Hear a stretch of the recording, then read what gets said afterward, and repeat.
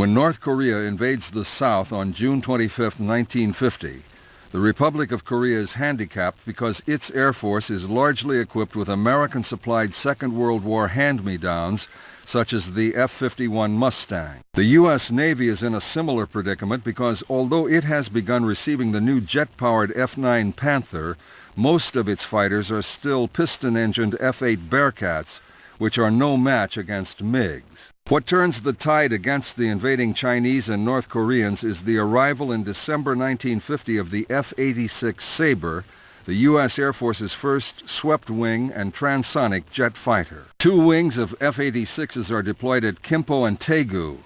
They form the principal defense against the MiG-15s, which have been taking a terrible toll from the older and slower aircraft flying from other bases, which have so far borne the brunt of the conflict. The signpost tells it all. 200 miles to MiG Alley, the nickname for the border with China along the Yalu River. This is a short flight for an F-86 and leaves it with over 3 times the patrol and combat endurance of an F-80 Shooting Star on a similar mission. On top of this, the Sabre has 6 50-caliber machine guns compared to the F-80's 2. This firepower gives the Sabre more flexibility than the MiG with its 3 heavier cannon, as long as the American fighters can mix it at close quarters. This is not easy since both aircraft are evenly matched in speed and maneuverability, so the outcome is largely down to pilot skill and motivation. The facts at the end of the war in 1953 speak for themselves. The Communists have lost 827 fighters, the Americans 112. But the North Koreans and their Chinese allies have one advantage. A downed airman can lose himself in the local population where a Caucasian cannot, and instead of being taken prisoner, can escape to fight another day. This makes American search and rescue operations more important than in any previous war. And it's in Korea that the helicopter truly begins to make its mark.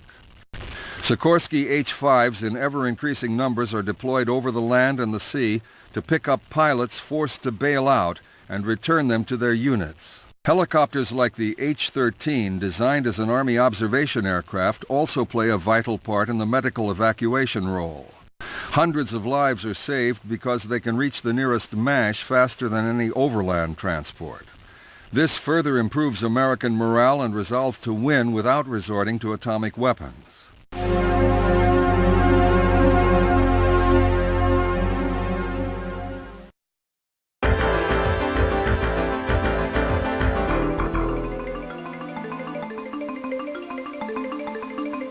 One of the things everybody who fights in Korea will always remember is the weather.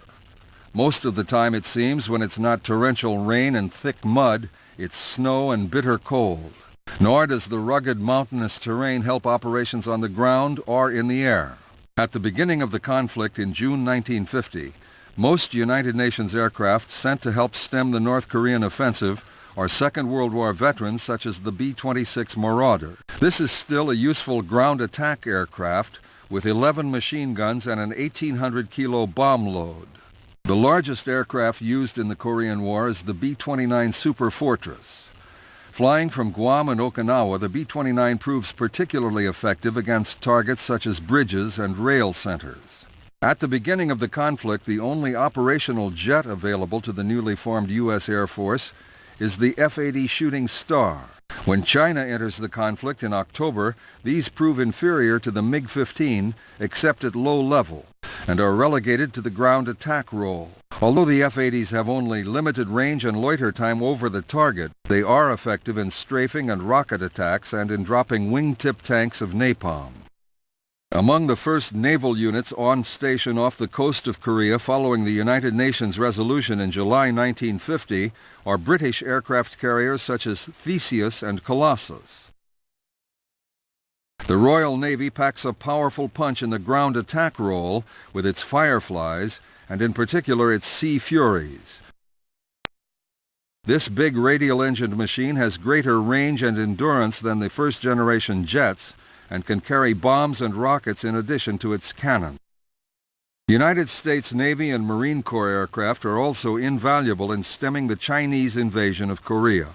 One of their most successful aircraft is the F-9 Panther, which becomes the first naval aircraft to shoot down a MiG-15 in November 1950.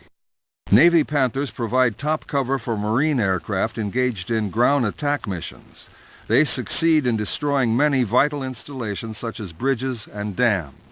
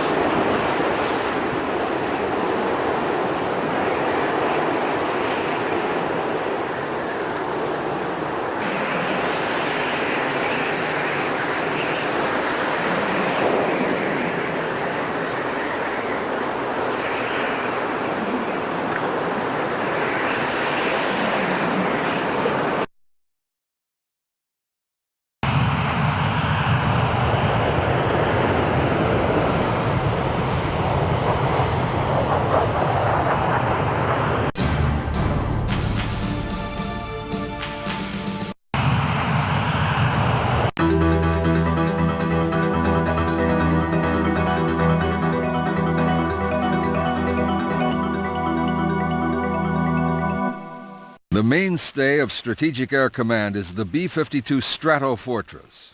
This huge 8-engined machine has been in service since 1955, and nearly 400 have been built.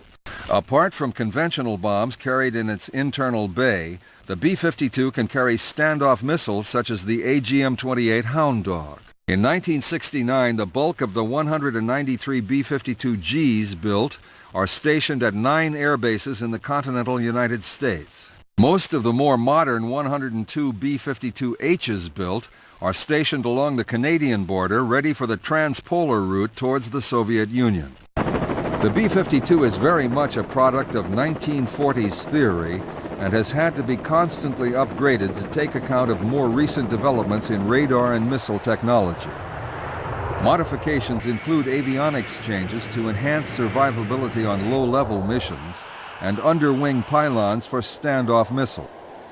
With a loaded speed of less than many World War II fighters, the B-52's survival in a modern war seems doubtful. The principal F-111 bases are on the East Coast for rapid deployment to Europe. The aircraft is also housed at Lakenheath and Upper Heyford in England.